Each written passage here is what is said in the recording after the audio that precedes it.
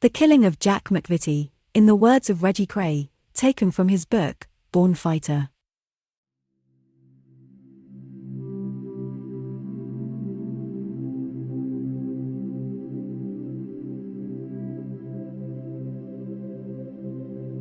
Yes, I killed Jack McVitty.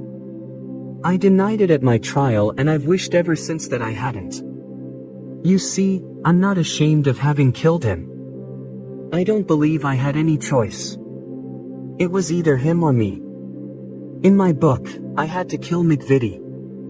He was killed for several reasons. He cheated us, not once, but several times. He was becoming a danger, to himself, to the whole system we had built up, and a danger to me personally. He had said publicly on more than one occasion that he wanted to kill me, and I had good reason to believe that it was no idle threat. He'd become crazy, his mind demented by a combination of booze and drugs. So in October 1967, I killed him. I did not regret it at the time and I don't regret it now, even though the extermination of a man no better than a sewer rat has cost me my freedom for the best part of my life. I have paid the greatest price of all. Hanging would have been preferable to the hell I've been through for the past 20 years. Every day, even now, is a living nightmare. The price I've paid has been totally out of proportion, but still I say I don't regret it. To understand what I'm saying, you have to understand what it was like to be a villain in the East End in the 50s and 60s. It was a jungle, it was survival of the fittest. There were some very tasty guys living up there in those days, guys who were useful with their fists and who weren't averse to using a razor or even a gun. These boys meant business, there was no pissing about.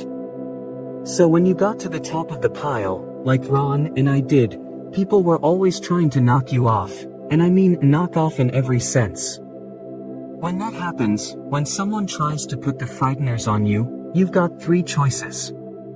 You either run away, or you stay where you are and let them take what they want, or you get them before they get you. It's the same in show business, or in big business, or in life generally. The only difference is, in the underworld blokes don't die of heart attacks, they get beaten up or cut up and sometimes killed. It happens, it always has and it always will. It was the same with Jack McVitty. He fancied his chances, he was making very serious threats. In the end, it was a case of him or me. McVitty was a slag. Ron and I had used him a few times over the years as a heavy. When certain people were getting a bit out of hand, we'd send McVitty along to sort them out. We used him as a frightener. When other villains copped a look at him and one or two of our other boys, they'd usually hand over the money they owed or stop doing whatever they were doing which had upset us. McVitty was tough all right. He once got into a bit of bother with the husband of one of his bits of stuff.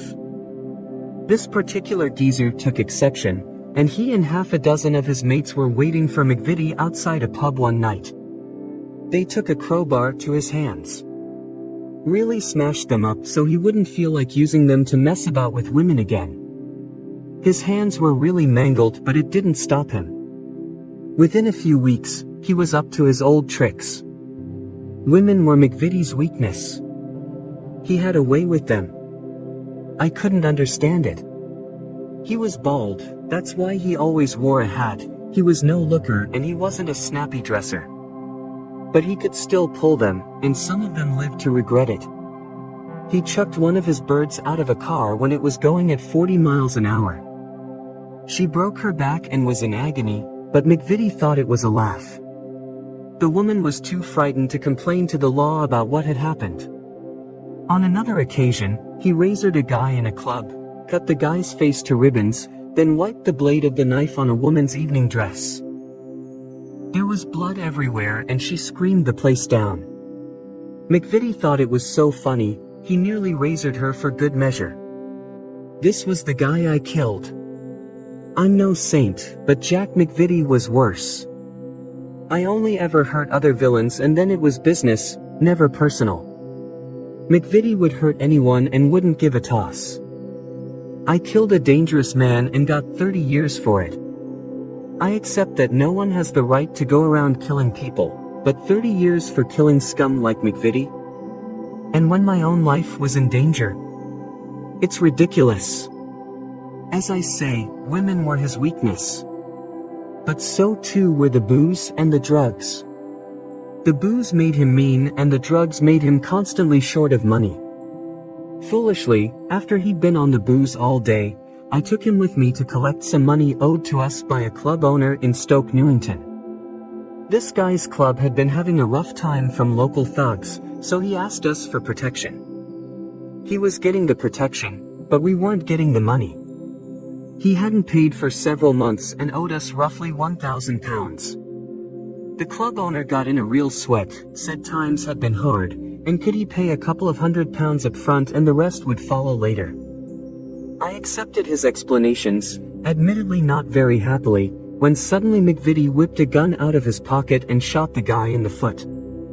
He was crazy, the guy was screaming in agony, and if the law had come we'd have both been put away in no time.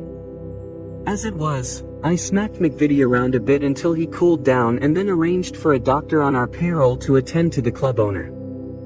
He finished up in hospital of course, and there were questions asked, but, luckily for us, he had the good sense to keep his mouth shut and we, in return, overlooked the money he owed us. But I made a mental note never to take McVitty along with me on a collection again.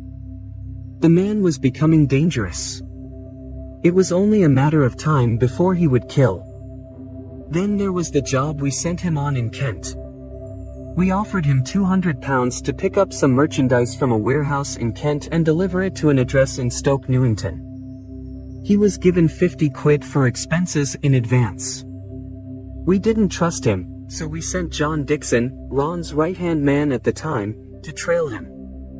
On the return journey, Dixon soon realized that McVitty wasn't heading in quite the direction he should have been. He was obviously calling in somewhere else first with our lorry load of merchandise. Dixon continued trailing him, but McVitty saw Dixon, realized what he was up to and lost him in the London traffic. Eventually, McVitty turned up in Stoke Newington with the lorry, which, of course, was minus some of the stuff it had been carrying. It was a clear case of double-cross. McVitty denied it of course.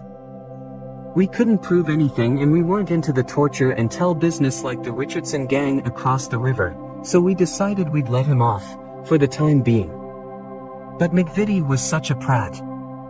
Instead of being thankful, he went straight out, got drunk and started telling all and sundry, "I've just turned the Krays over and they've done bugger all about it. I tell you, they're getting soft. They'll have to watch it." But he was living on borrowed time. So too, was the owner of the warehouse in Kent. We were convinced he was involved with McVitty, and after a few threats he owned up. We still had the problem of what to do about Jack McVitty. He was drinking more and more and taking a lot of really lethal pills, black bombers they were called. Like a fool, I felt sorry for him. He'd done a fair bit of work for us in the past, and Ron and I always showed loyalty to anyone who had worked for the firm. But then McVitty did a crazy thing. He cheated Ron out of some money he owed on some Purple Hearts. It was only 100 quid, but it upset Ron. He felt that if you let one villain cheat you and get away with it, then others would start fancying their chances and start taking liberties. McVitty had cheated us, not once, but twice, and he was boasting about it in the pubs. As if all this wasn't enough, McVitty got smashed out of his brains on booze in a club in Balham owned by Freddie Foreman. Unfortunately, he also caused a very bad scene and started to break the place up. Luckily for him, Freddie Foreman was not about, because Freddie is not a guy to mess with. But he was a very good friend of ours and this was really embarrassing, a member of our firm smashing up his club. Ronnie and I weren't having any more of it. We apologized to Freddie, squared up with him for the damage and sent a message to McVitty to meet us at the Regency in Stoke Newington. Ron really slagged him off over the damage to Foreman's club, and over the missing merchandise and the club owner who'd been shot. Ron was bloody furious and said he wanted the money McVitty owed on the Purple Hearts, there and then, or else. When Ron was in that sort of mood, he'd scare the pants off anyone, and McVitty was scared alright. He told us he owed a lot of money, his nerves were bad, he couldn't get off the pills, his kid was sick and he just didn't know what to do. "Give me one more chance, Ron," he kept saying, "please give me one more chance." Like a bloody idiot, I started feeling sorry for him. It was the stuff about the sick kid that got to me. I could never resist a line like that. I didn't know if it was true or not, but McVitty had 1 or 2 kids scattered about, so like a bloody fool, I lent McVitty 50 quid. I should have known he'd blow the lot on booze and pills. When I later told Ron that I'd slipped McVitty 50 quid, he went berserk. He sent a message to McVitty saying he wanted all the money back or else.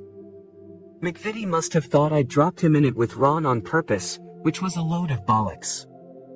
The silly bastard got drunk again, and a couple of nights later he comes into the Regency waving a sawn-off shotgun and screaming that he's going to kill those fucking Krays. Luckily we weren't in the Regency that night, otherwise, McVitty would have shot us to pieces. But people who were there said he definitely meant what he said, and he was going to get me in particular. Now when a guy like McVitty is making threats about you and walking around with a shotgun, if you ignore it, you're asking for trouble. Not only that, all the other villains are looking at each other and saying, "What's happening to the Krays?" They're letting this McVitty make them look like a right pair of soft brats. It's a matter of honor, what the Irish call face. If you show you're weak, the others start to close in on you like sharks. We had to make an example of McVitty. Even then I didn't intend to kill him, just to give him a bloody good hiding. So early the next night I went down to the Regency to look for him. I took a gun with me, a .32 automatic, but I didn't intend to use it, not unless McVitty started anything nasty. I'd never shot anyone before, except with a slug gun when I was a kid. I also took some muscle with me, just in case things started getting rough. There was Ronnie Hart, our cousin, and the Lambriano brothers. They were trying to get on the firm at the time and were looking for ways to show Ron and me that they were up to it. We were a bit particular about who we took on. The only reason Hart was on the firm was because he was family, and what a mistake that turned out to be. He turned Queen's evidence, and it's because of him as much as anybody else that I am where I am today. McVitty wasn't in the club, luckily for him, so I went for a Chinese meal with Hart and the Lambrianos. Who should be sitting in the restaurant but Jack McVitty, pissed as usual, broke, and bloody offensive. He called me some names and then said, "I'll kill you, Kray, if it's the last fucking thing I do." Then he staggered out without paying. I paid his bill, I didn't want any more fuss. There were a lot of people around, ordinary civilians. But as I paid that bill I remember thinking, "That's your last supper, McVitty." I had no doubts that the guy was a maniac and he was trying to kill me. Now I was going to kill him instead. I'd had just about enough. We were going to a party that night at a flat in Stoke Newington owned by a girl called Carol. I got there about 11 with Hart and the Lambrianos. Ron was there with a couple of young guys and Ronnie Bender, who'd done a few jobs for us. Ron was in a bad mood. He sent Carol and her mates away to another flat, and we sent the Lambrianos to find McVitty and invite him to the party. I never thought he would come, I didn't think he would fall for it. He was friends with the Lambrianos, but he also knew they were as good as on our firm. But he was pissed, and the thought of getting his hands on more booze and on some birds must have persuaded him. Anyway, he turned up about midnight with the Lambrianos and a couple of other guys in an old Ford Zodiac. He came straight into the flat and said, "Where's the birds and the booze?" I took out the gun and tried to shoot him in the head. I pulled the trigger twice. I wanted to get it over and done, but the gun jammed. The same thing had happened before with Ron and George Dixon. Ron took it as an omen and let Dixon go. McVitty thought I'd do the same with him. "Come on," he said. "You let Dixon off. Yes, Jack, said Ron, but we ain't letting you off. You've taken too many liberties. It was starting to get confusing. The gun hadn't gone off and I had a few drinks myself. I started to struggle with McVitty and Ron was screaming at him, calling him a slag. McVitty knew he was in dead trouble, but he was a strong bugger and got away. He couldn't get through the door because one of the Lambrianos were in the way. So he ran across the room and tried to dive straight through a window. There was glass and broken wood everywhere. McVitty got his head and shoulders through, but the rest of him was stuck. He couldn't move, so we pulled him back by his legs. By now he was crying. He wasn't the tough guy anymore. Ron said to him, "Be a man, Jack." McVitty said, "I'll be a man, but I won't fucking die like one." One of the others was holding McVitty's arms behind his back.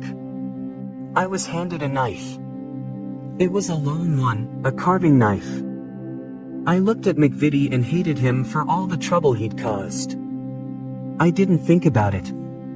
I just pushed the knife into his face, near his eye. I just kept on stabbing him. McVitty fell on the floor. Bender put his head to his chest and said he was dead. I felt relieved and a bit sick. I was glad it was over. There was blood everywhere, a lot of it on me. I felt I had to get out of the room. We left the Lambrianos to clean up the place. Most of the others had already done a bunk. Ron and I went to a friend's in Hackney. We had a good scrub down and changed all our clothes. We left them there for our friend to burn. We got rid of the gun and the knife in the canal by Queensbridge Road. They did me for the murder of Jack McVitty almost a year after the event, and they never found the body. They did my brother Charlie and Freddie Foreman for disposing of it, but that's ridiculous. People said McVitty had been buried in the foundations of a motorway or an office block. People said he'd been made into pig food or buried in Epping Forest or put in a furnace at a power station. People even said he'd been put in a coffin and cremated along with someone else. Only Ron and I know what really happened to the body, and we will probably take the secret to our graves. We will never incriminate the other people who were involved. We will never grass on them in the way that people have grassed on us to save their own skins. We would only reveal what happened to the body if we were both released and if everyone else involved was dead and could not be touched. Despite everything it has cost me, I have never felt a moment's remorse. People from the Home Office used to come and see me at Parkhurst. They always said, "Don't you feel sorry you killed Jack McVitty?" If I had said, "Yes, I am very sorry, I never meant to do it," it would probably have looked good on my reports. It might have even helped to get me out of prison, or moved to a softer place than Parkhurst, or made my life in prison a bit easier. But I couldn't say it. I have felt sadness for his family. Someone must have missed him, maybe even loved him. Well, for them I'm sorry. I felt bad afterwards though. I had a lot of nightmares. Not because I'd killed McVitty, one of the nastiest villains I have ever met, but because sticking a knife into anyone is not a pleasant thing to do. It would have been much easier and cleaner to have shot him. But killing isn't something you do lightly. You try to imagine what it's like to be in a dimly lit room, face to face with another man, and then stick a knife in him. Unless you're a psychopath, and I'm not, it's not an enjoyable feeling. It's a bloody awful feeling. And the panic afterwards when you realize what you've done. What shall we do with the body? What am I going to do with the knife? What shall I do with my clothes? Will anyone grass on me? Maybe the coppers are on their way even now. And you try sleeping afterwards with so many thoughts going through your mind. But soldiers have to kill the enemy, otherwise the enemy will kill them. No one calls soldiers murderers. And in a way we were soldiers, only our battleground was the streets of London. I wouldn't kill now. I'm much older, much wiser, much more patient, and I've had a lot of time to think. But at the time it seemed the necessary thing to do. Angelo Bruno was right, though. We shouldn't have done our own dirty work. I should have paid someone else to do it for me. Perhaps if McVitty had just been badly hurt it would have been different. But you can't turn the clock back. What's done is done and you have to pay the price. I think I've paid all right. It's cost me nearly half my life. Books and newspapers have said that I killed McVitty because I was under the influence of my brother, because I was frightened of him, because I was trying to prove that I was as tough as he was, because he had killed George Cornell. It's not true. I was not under Ron's influence. I am sick to death of people saying Ron was the bad one, the evil one, and I was the nice one, the weak one, who was led astray by him. I was every bit as bad, if bad is the word to use, as my brother. He didn't frighten me. Even in his black moods, when depressions hit him hard and the madness started to set in, I was never frightened of Ron. Why should I have been? Apart from Charlie and our mother, I was the one person in the world he would never have hurt, the one person he trusted in business matters. I never felt I had got to prove myself to Ron by killing another man. He never tried to goad me into it. McVitty was not the sniveling weakling that some books and articles have made him out to be. He was a tough customer, a man with the strongest arms I've ever seen, a man who was given to terrible violence. If I hadn't taken him out he would have got me, possibly killed me. Certainly, he would have waited his chance and had me done over. So I killed him. And I'm not sorry, even though it's cost me so much. But I wouldn't kill again. The price was too high, even for the Last Supper of a man like Jack McVitty.